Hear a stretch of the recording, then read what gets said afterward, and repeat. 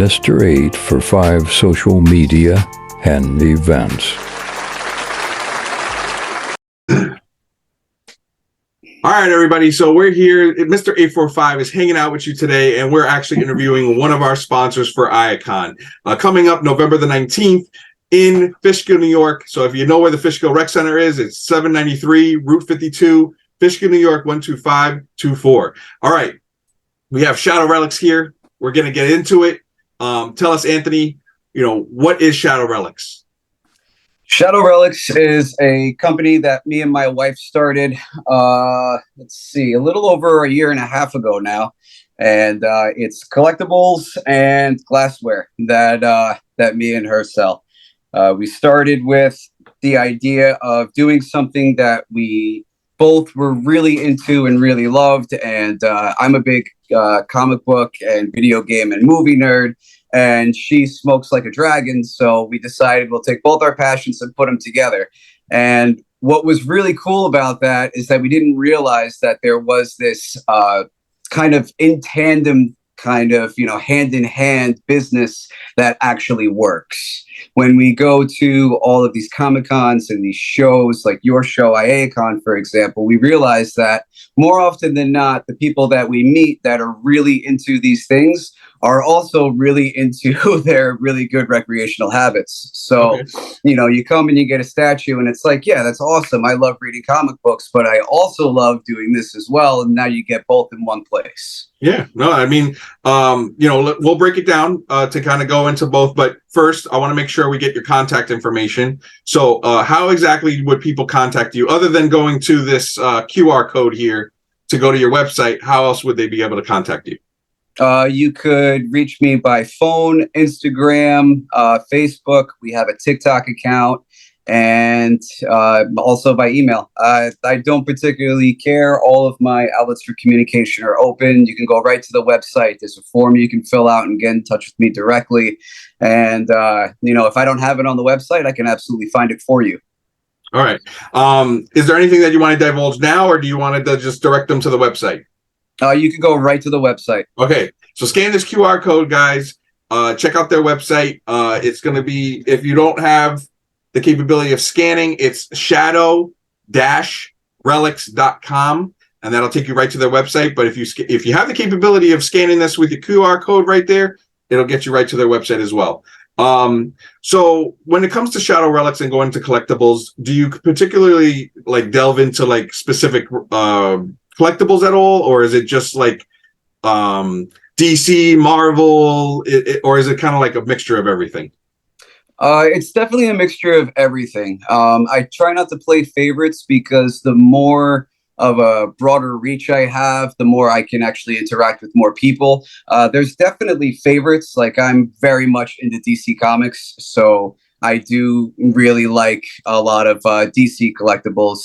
One of my favorite companies is DC Direct, although I'm kind of in the middle of a love-hate relationship with them right now that Todd McFarlane has taken over DC Direct in the statue production. Okay. So he's kind of cornering the market on that right now, which is not necessarily a bad thing. He does amazing, amazing work. I have one of his statues on my shelf right now, the Batman Black and White version 2, which is an amazing piece. That comes from, I think it was Batman 890 something, I think it was. It was in the 1980s. It was his big cover that he did. Okay. It was a really, really good comic, too. It's about 3 different stories talking about Batman from 3 different perspectives about what type of hero he was.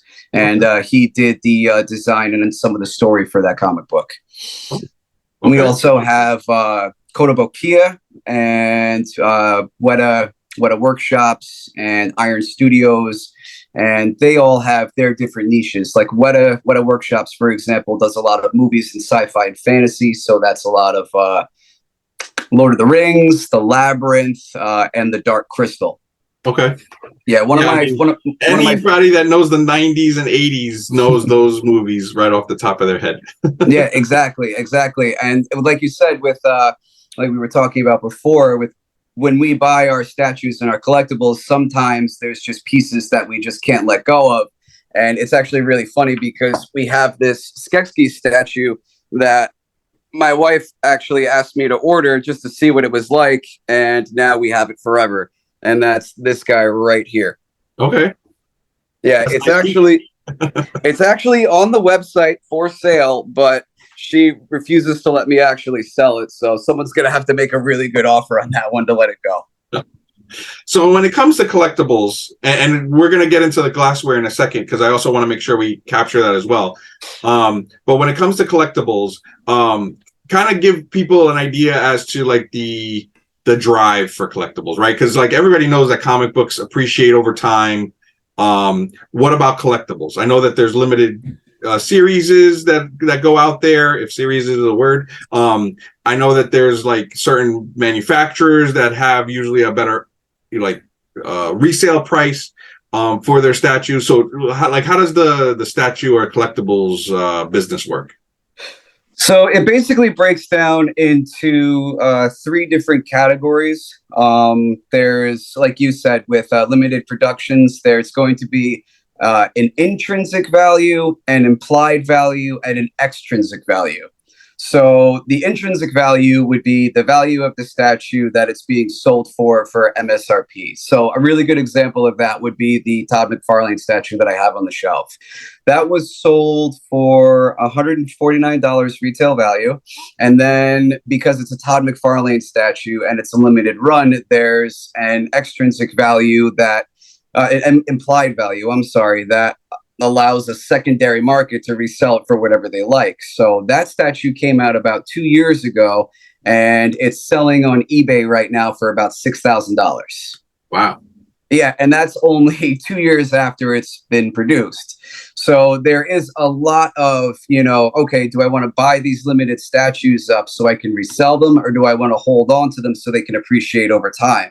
Mm-hmm. So, not that I would ever want that to happen, because I really want the new Spawn movie to come out. Here's to a fast recovery for Jamie Foxx. If Todd's passing ever does happen, I would imagine that the value of these statues would increase exponentially. It's one of those things where it's almost like you're gambling, but at the same time, if you get the right ones and you know which ones you want, they're never going to lose value. And it's the same thing with a lot of other different companies. That Batman statue is from DC Direct. There's an Iron Man statue that was also limited production through Kotobukiya. That will never lose value. These big statues that I have, like the Hulk one in the background, that one will never lose value because only 1,000 of them were ever made. Mm-hmm. And then there's, nostalgia and putting something you have with your passion into something that's tangible. Like that Hulk statue was made for Marvel Milestones, and it's a frame reproduction from Thor Ragnarok. Okay. So it's actually really funny because I bought the companion piece for that. It was 2 pieces, Hulk and Thor. So it's them going at each other in the arena from the movie. Mm-hmm. So now you're taking something that you've seen from the movie and you're putting in front of you in your home, and it's something that you can talk about, which becomes a talking piece. I've noticed that with our next generation coming up and I don't like saying it anymore because it's almost pejorative, because, being a nerd is, when I was growing up in the 90s, you're in your basement playing Dungeons and Dragons and smoking a ton of weed and nobody ever sees you. You don't get any sunlight. You don't know what baseball is. I don't know how football works. And it's really something to see, because especially as a construction worker working in a hyper masculine environment, they're talking about football all night. And I'm just like, well, I read this really book the other day, and, and they think I'm the crazy one. Yeah. But as this all becomes more mainstream and more accepted, and people are like, oh yeah, of course, the Marvel Cinematic Universe kicked that off for everybody, because now it's out in the open. I don't have to hide in the basement anymore. Yeah. And that's kind of where I'm going with the business itself, because I've noticed that there are a few other companies, especially with dealing with wholesale, that they don't really care or as personable with the people that are buying the statues as they should be. Mm-hmm. Like you come to my booth and you say, oh, that's a really cool Batman statue. I'm a huge Batman fan, or I'm a huge Hulk fan. I'll sit there and talk to you for 20 minutes about it because I'm a fan too. Mm-hmm. I appreciate that. I'm not some guy, and I won't name drop the companies that I've had arguments with, that you get on the phone and it's like, they're just like, they're selling a product. Yeah. they're just selling. There's no history behind it. Right. There's no history. They're just selling a product. They just say, oh, yeah, I've got this new statue this week. We got to get it off the shelf. And it's like, these are people that have been dealing with exclusion their whole lives because this is that thing that makes them different, because, I know how to read and I enjoy pictures on paper. And it's like, yeah, I guess so. I guess that's it. We're the weird ones, liking to use our imaginations and our minds and creativity, playing video games and watching movies and all this other stuff. And it's like, there's something to be said about the way that people are being treated when it comes to really enjoying their hobbies and their vocations that are considered different. Guess what? I don't want to go to a bar on a weekend and drink my face off because my favorite team is playing somewhere in a sports bar. Mm-hmm. No, I'm going to sit home with my wife and get high as shit and play video games. And we're going to read comic books and laugh about it. Like, that's the reality now. Yeah. And that's what's so great about it, because these people are now coming out to these Comic Cons probably for the first time, and they're looking for an experience that gives them inclusion. And you come to my table, I'm going to do that. I don't care. I'll sit there and talk to you for 45 minutes if it means you're going to feel a little bit better about yourself and you're walking away with something that you're going to cherish for a long time. And that's how we met, right? From the Newburgh Toy Show. And yes. The biggest thing that I want to make sure that people get is, you're very down to earth. You guys are very easy to speak to, and you have a wide variety of different products right there in front of them so that they could basically shop with you. And you guys are going to be at IACCON. So, definitely want to stop by there. But then on top of that, I want to make sure that we also talk about your glassware. So before we leave collectibles, I also wanted to ask, what's your favorite, ultimately, if you had money was no object, what would be your mantelpiece of collectibles? I'm really torn between going on eBay and buying the entire black and white collection from DC Direct. Mm-hmm. It's about 100 or so statues, and this guy's got it on sale for $9,000, and I wish I could do it. Yeah. But the black and white collection is so awesome because they're all just ripped right from the panels of comic books. Yeah. And it's just something that's really, really beautiful. And if I really had the money, I would probably start buying more things from Weta Workshops for sure. Okay. They are an amazing company, and I wish more people knew about them. They do the special effects, props, and design work for all of these different movies, like The Labyrinth and The Dark Crystal and Lord of the Rings. And that's how they made their big name. They're a special effects company. They've been doing this for decades. They even did Ghostbusters. I do have some Ghostbusters stuff in the basement as well. And they have these small statues that the designers themselves have created and 3D sculpted. And it's everything from them. So any piece that you buy from Weta, you're literally buying a piece of that movie because the people who worked on that movie are making these statues.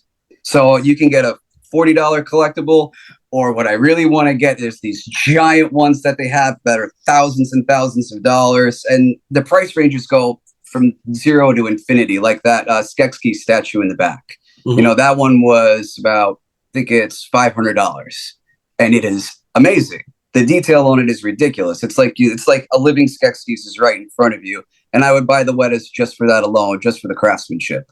Okay. Yeah.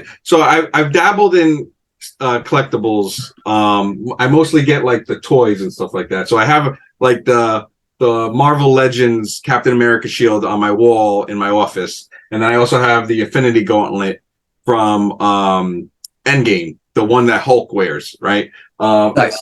Other than that, I have a very big pop obsession. So I have a whole wall in the back of my office with a whole bunch of pops.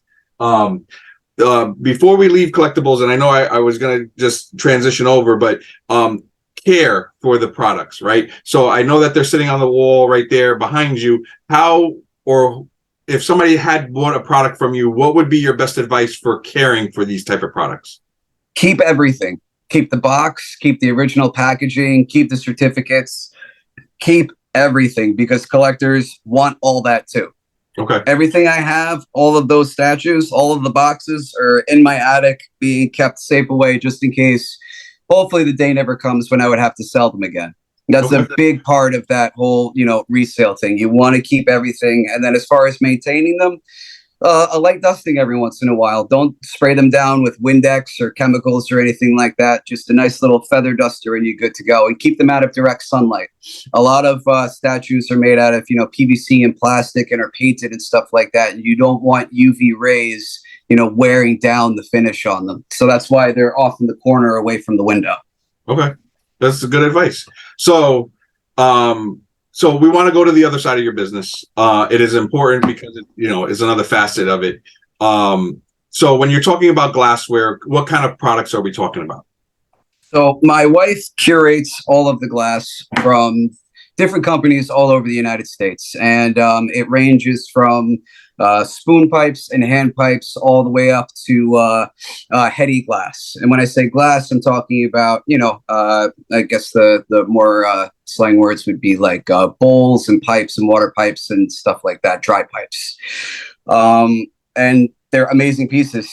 She has this eye for art that I've never seen before, and that's what I really, really like about it. We have glass that you don't see at places like Smoker's Choice or at a gas station or anything like that. She finds these pieces that are handmade, borosilicate glass from places like California with Empire Glassworks, Colorado with, Arsenal,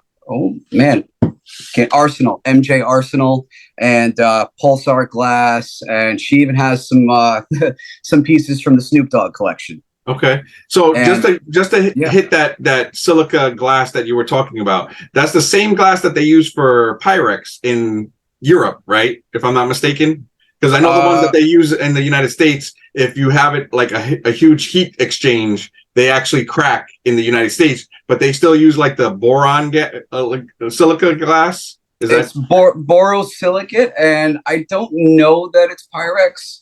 Well, no, it's not Pyrex. I'm saying it's the same type of chemical, so it's like anti-shatter, if you will. Yes, it's very, very shatter resistant. Some of them are actually very heavy, and that's mostly because of the glass and the thickness of it. You pick a piece up, and you're like, oh, okay, that makes sense. They're very, very sturdy pieces. That's not to say that they can be handled recklessly, but yeah, they're definitely immune to some things. And it's good for like heat differentials, right? So like if you overheat the glassware, it's less likely to crack or break comparative to like other products because basically the compound. I was watching this documentary on Pyrex I don't know where it was. I think it was like on one of the TV stations or whatever, and I was just like, oh, wow, that's really interesting that the United States only gets this type of silica glass, but then they still use the same Pyrex in Europe. And it's actually, very sturdy when you put it in the oven or anything like that. It's less likely to shatter with temperature differentials. So that's why when you mentioned, I was like, oh, okay, that's where that useless information is going to go. That's right. So when you get a dab rig from us, you're definitely going to be able to handle the rapid temperature changes. Yes. Okay, cool. And so now if somebody were to buy these products, you're going to have these products with you at the event, but also you have them on your store, correct? That is correct. Yes. And when they have it like sent out, I mean, shipping wise, it's something that you guys are going to have like all the proper packaging and stuff like that. So the main thing I want to make sure people know is that when they get it delivered to them, it's something that you guys are going to be putting in a lot of care to make sure that they get delivered properly.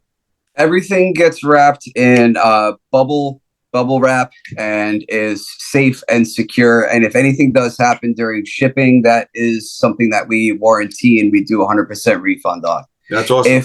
If it arrives to you broken, then that's a problem and we'll take care of that. And that's part of the reason why we like to do priority shipping, because it ensures the product during shipping for you. It only goes up to a certain amount, but that helps us on the back end. And that's part of the reason why I enjoy that. But yeah, if it gets to you messed up, then that's shipping and we can take care of that. Now, are there any cool designs and stuff like that on these type of products, or is it like, is there anything that's like that's really awesome, like it does like weird things or anything? Oh yeah, absolutely. Let's take a short trip. I'll get down to the glassware downstairs and we'll show you a couple of pieces. We're going on a tour. That's it. From my office upstairs to storage in the basement. Oh, I like that Joker painting on the wall. We actually got that at the tattoo convention in Scranton when I went down there a couple of years ago. Oh, cool. That's where I got my Hawk Girl piece on my leg. That's one of my favorite pieces. We're going on a trip. There we go. So I'll get you set up right there for the moment, and you can actually see some of the statues. Actually, that's way too high. I don't want you to look at my forehead. There we go. All right. This is our storage for most of our inventory here, too. So, but... And you guys can see the selection of collectibles available to you. yes, as well. So this is the Empire Glassworks Strawberry Cough Shampoo. Okay. Looks just like the shampoo bottle. No more tears. This is no more coughs. Uh-huh. And then this is the Mango Nada. Okay. You can really appreciate the detail on top in there. That's awesome. Okay. And then for some of our more creative dry pipes, we have the sprinkle cone. Okay. Okay. I can just see somebody actually using these, and it's driving me up a wall like I'm dying. No, absolutely. And then the dragon fruit. Okay. So, like I said, these things you will never see anywhere, which is amazing. I love the uniqueness of it. And then we have some beakers, which is absolutely fantastic. Oh, for the scientist in you. Yes. It's got the little spaceships and the astronaut. Okay. There's your astronaut right there. Yeah, You're both going to space on this piece. Yeah, there you go.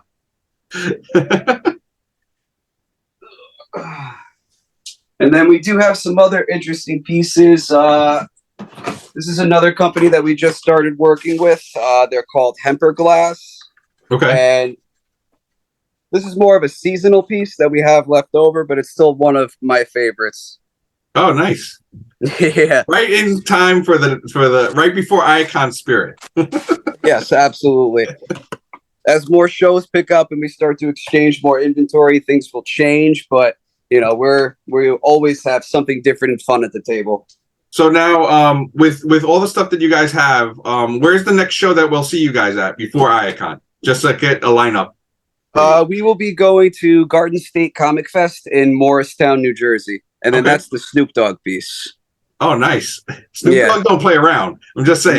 No, not at all. This is from the Pounds collection. The Pounds collection. There you go. That's a collectible right there. You know, yeah, absolutely. Each one of those is signed by Snoop Dogg, and they're limited production. That one you can't actually get anymore. Okay. See, there you go. There's more collectibles in the products. Yes, and that's what's really the way you say that. It's actually very true because we have such unique pieces. I really enjoy the way she treats the glass and has it because although some of them can be very expensive, it does make those really interesting talking pieces when you have people over. Yeah. If you're going to be more communal about your smoking and you have a small collection of glass that you like to show off. This is something that you bring out as if it were the fine china of the gathering. Yeah, you bring this out. Now you have something really cool and interesting and unique to talk about, and it changes the atmosphere of what you're doing. When I was growing up, it was always smoking blunts, and the ritual became the taking everything apart, breaking it up, putting it back together, sitting around for the 20 minutes it took to do it because you didn't know how to roll a blunt back then. To everybody's got rigs and glass or pre-rolls, and all of that has kind of gone away a little bit. But with this, we can kind of bring it back because now we have something we're bringing out as, here's this thing that looks like a cactus that we're going to smoke out of, and it's going to be weird, but it's interesting and fun because of how creative it all is. Yeah, you could be like, I got this at this Comic-Con and I got this at this Comic-Con. And there's a guy that I know that I follow him at all these Comic-Cons, and I just keep buying more pieces from him. That's right. That would be my favorite person in the world. Yeah. So, the big thing I want to make sure that people know is, one, if you are going to partake and have fun recreationally, make sure that you drive responsibly. If you have a DD, use them because these products do alter your, well, not the products that he's selling, but the products that you put in those things do alter your mind. So make sure that you drive responsibly. Being that you would make sure that you have a DD, right? On top of that, you know, with the legalization, making sure that you get your products from licensed locations is very important because you want to make sure that any of the products that are sold are done properly, legally, and safely, right? And that's just a disclaimer that I want to make sure I have on this video, just so that everybody stays on the up and up here. But, you know, there's a lot of different products that Anthony offers on his website. So making sure that you guys check that out. I want to say it again. It's Shadow / right? Just the dash relics.com. You can also find him on Instagram, on Facebook, on TikTok. Same Shadow Relics. Yes, everything's all Shadow Relics. All right. And then if there's anything else that you guys want to see them in person and have a great conversation with them, check them out at IACCON on November the 19th. I just want to make sure that, you know, if there's anything else that you have, Anthony, I want to make sure we leave everybody on a high note. What do you got? No. I look forward to meeting everyone and talking to everyone. And I hope everyone out there stays safe and enjoys themselves. Yeah. And they are a local business. So if you guys are in the area of the Hudson Valley, you could definitely hit them up, and they're in the area. They are part of the small business, collective that, we always follow. This is Mr. 845. I want to thank you for allowing me to interview you, and see you guys at IACCON. All right. I'm going to be hitting the streets. We'll talk soon. All right, guys, take it easy. Why so serious? Let's put a smile on that face.